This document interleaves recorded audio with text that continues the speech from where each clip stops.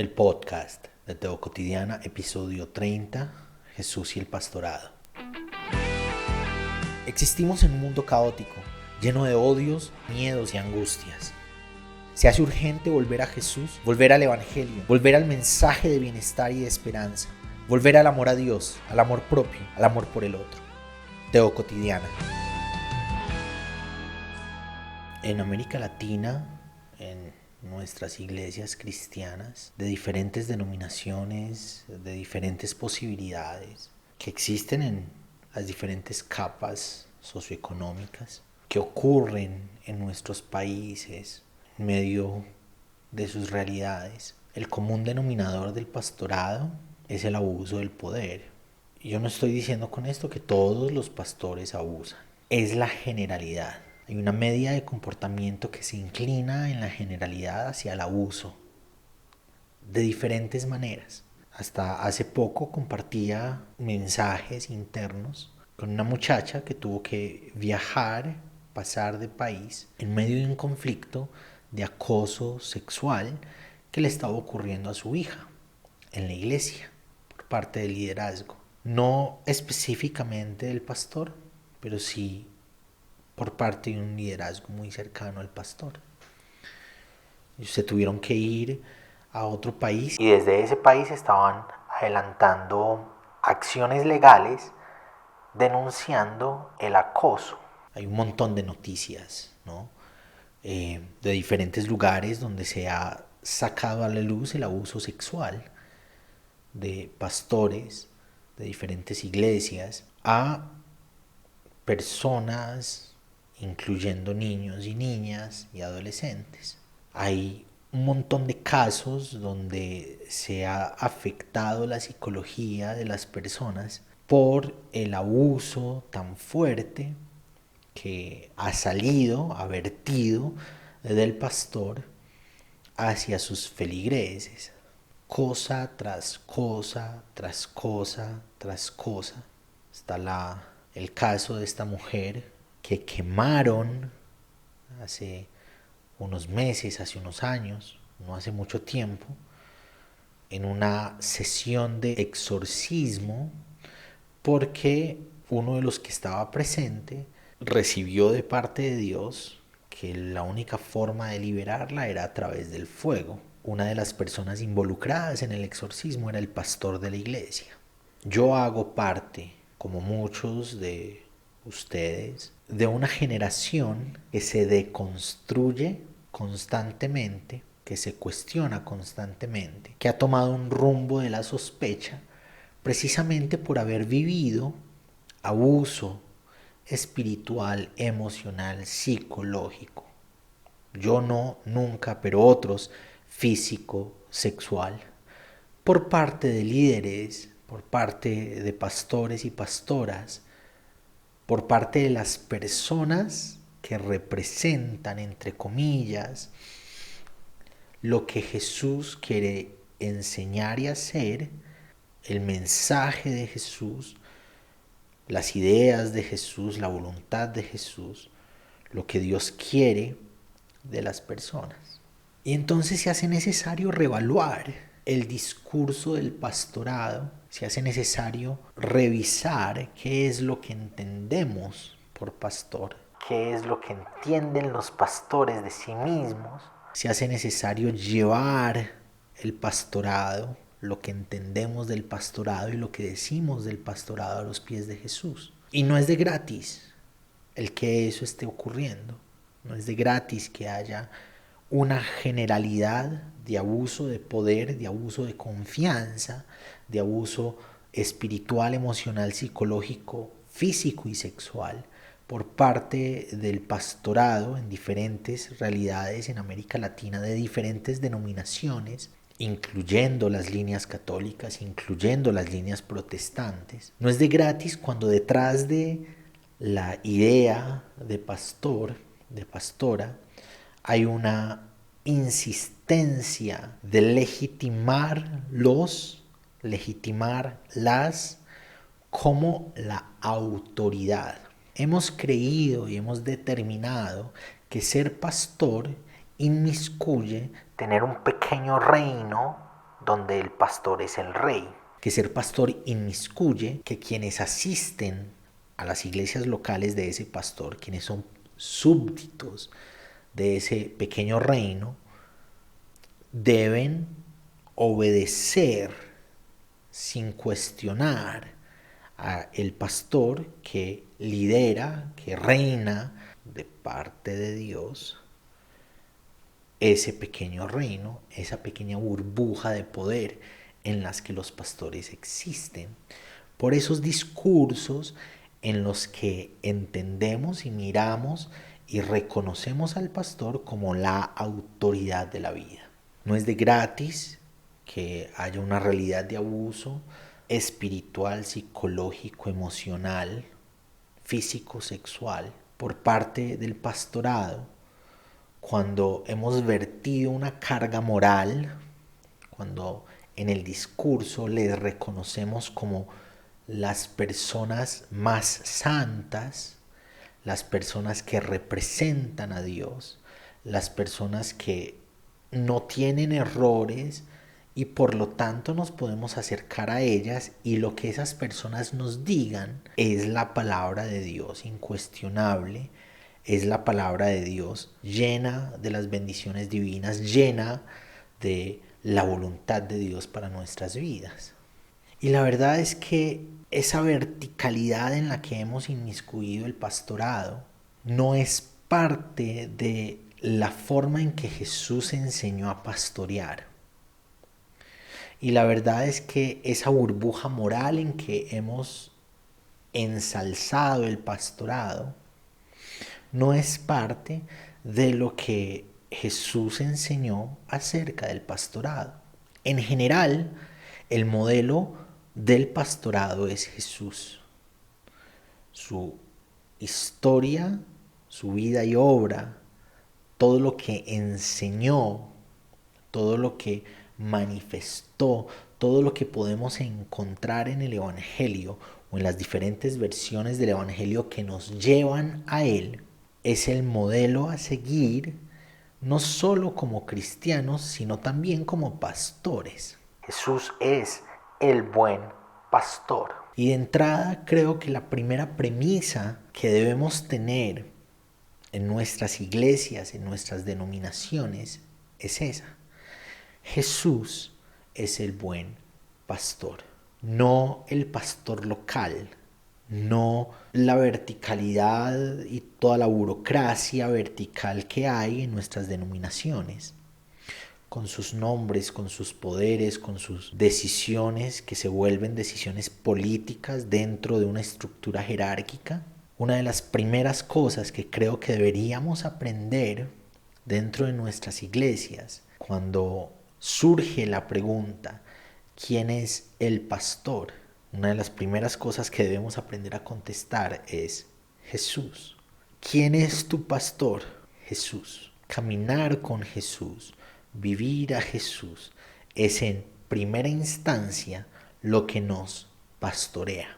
Ahora, eso no quiere decir que no hayan procesos de acompañamiento en los que podemos estar protegidos, acompañados, acompañadas por alguien que está implementando acciones de cuidado pastoral, de acompañamiento pastoral, en el que no nos sintamos solos en el camino de seguir a Jesús, sino que tengamos a otros, a otras, que nos animen, que nos alienten, que nos levanten, que nos impulsen cuando a veces el camino se pone difícil. Y eso es lo que creo que debe ser el pastorado, no la verticalización de poderes frente a los que tenemos que responder. Bien interesante que en nuestras iglesias locales los pastores definen, o muchos de los pastores definen quién va a ser tu pareja, cómo debes relacionarte con los demás, con tu familia. Yo he conocido pastores que le han dicho a las personas que van a sus iglesias locales que no debieron estar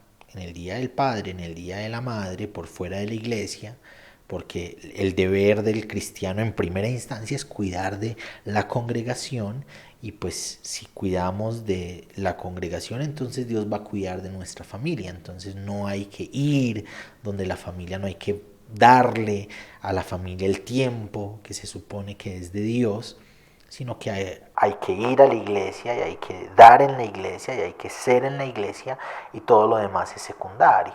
He conocido pastores que determinan cómo debe ser el disfrute sexual con las parejas de su congregación, cómo deben hacerlo, cómo no deben hacerlo, cuál posición es pecado, cuál posición no es pecado, y se hace usual, se hace normal que los pastores, los reyesitos de los mundillos evangélicos, los reyes de la pequeña burbuja de poder, determinen cosas incluso en el mundo de la privacidad de la pareja o en la privacidad de la familia. Los pastores determinan cómo debe ser la crianza de los hijos. Hay parejas que han decidido, han determinado que la crianza va a ser respetuosa y hay pastores que insisten en que hay que cumplir la palabra y darles un juetazo porque la palabra dice que hay que corregirlos con vara. Y entonces en primera instancia nuestra mirada, nuestro foco debe ser: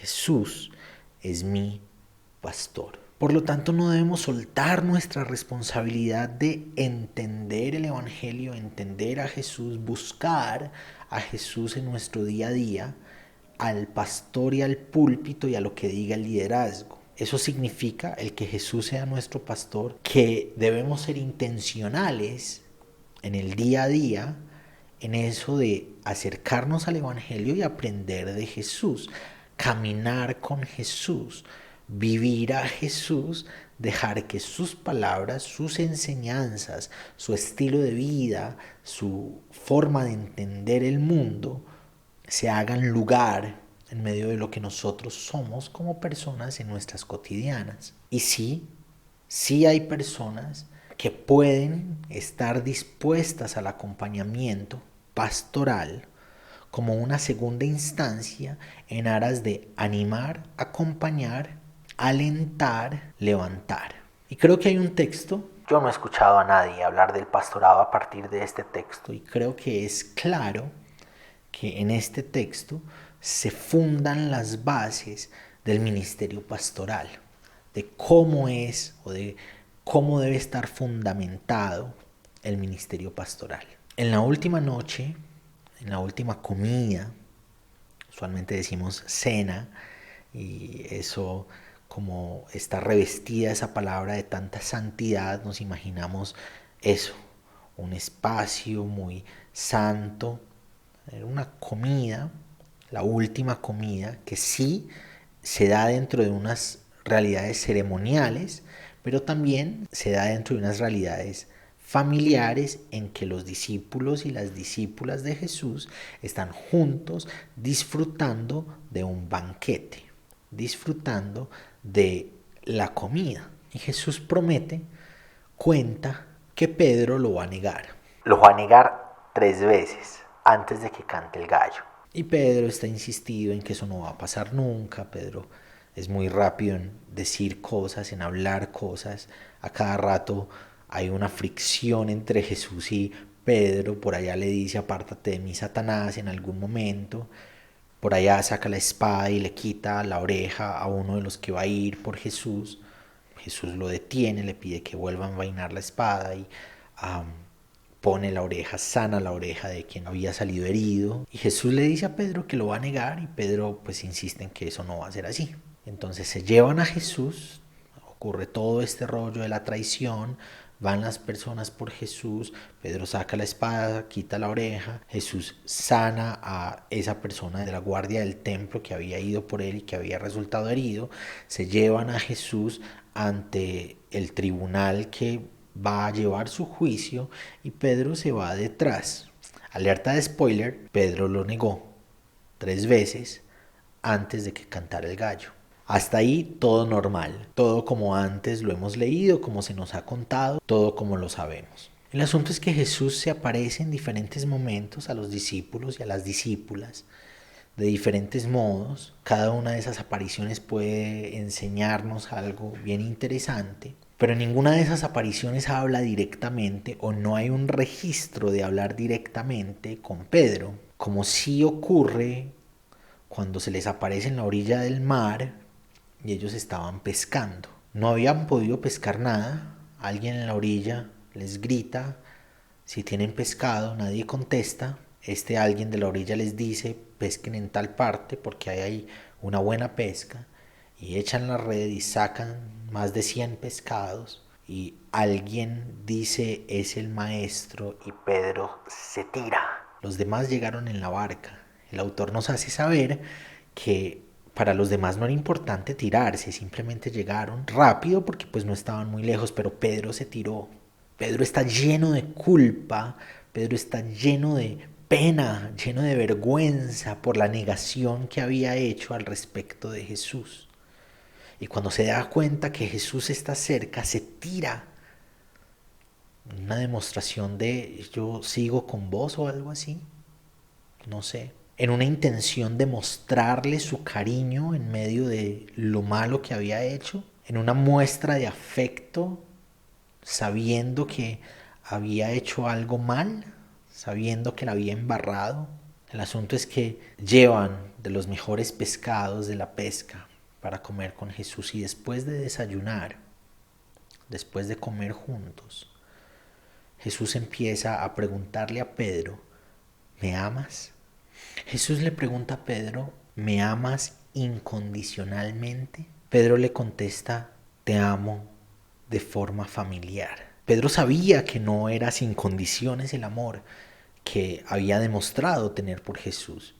Pedro sabe que lo ama, no de una manera incondicional. La condición de Pedro había sido estar en peligro. Si estoy en peligro no voy a decir que soy uno de los de él, de los que lo siguen, de los que lo aman, de quienes están con él constantemente. La condicionalidad de Pedro era el peligro, era sentirse amenazado de muerte. Por eso no podía contestar con tanta confianza si te amo sin condiciones, pero le contestó te amo de forma familiar.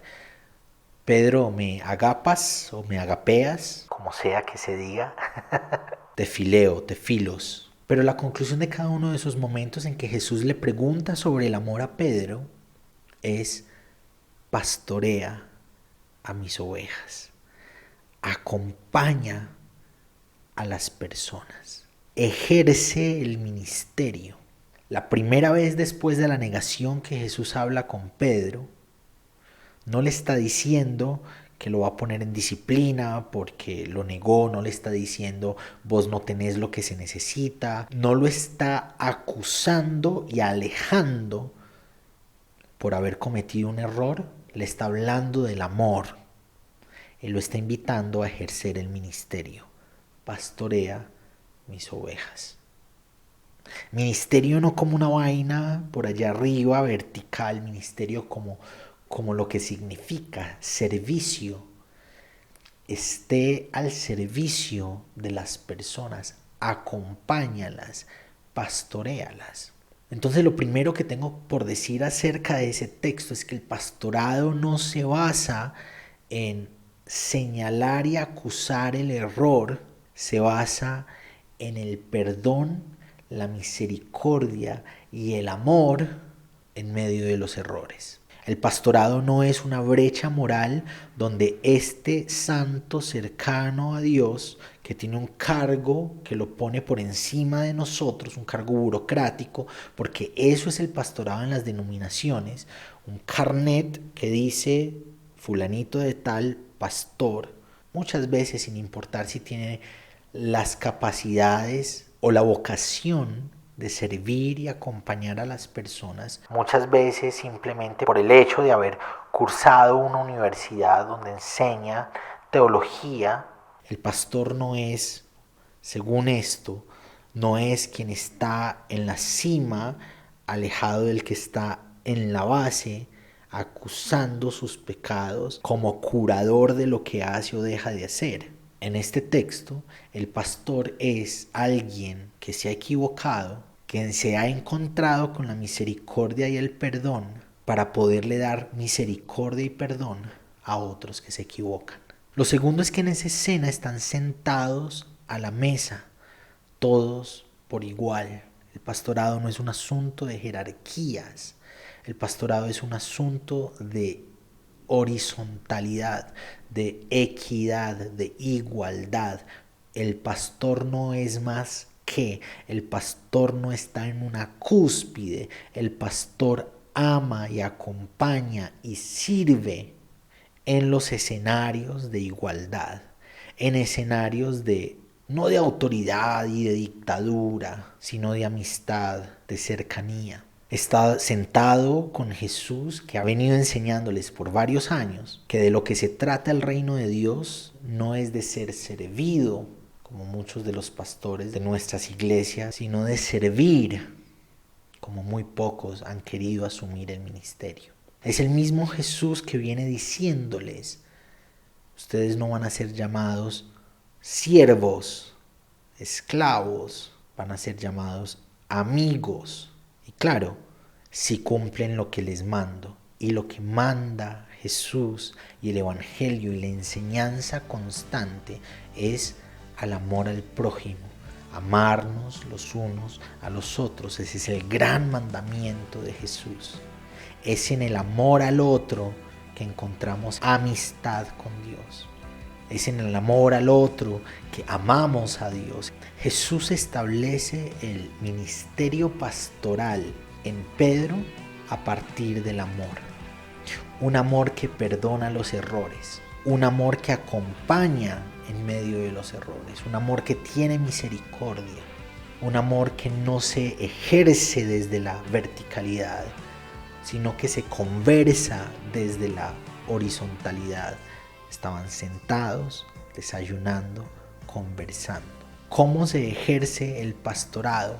De la forma en que Jesús ejerció su pastorado sobre Pedro, perdonando, amando, conversando, horizontalizando la relación desde la amistad, no desde la jerarquía, desde la igualdad, no desde el poder, desde la cercanía, no desde las órdenes de un rey que quiere que todos sus súbditos le obedezcan. Gracias por acompañarnos hoy en el podcast de Teo Cotidiana. Te espero para que reflexionemos juntos en el nuevo episodio.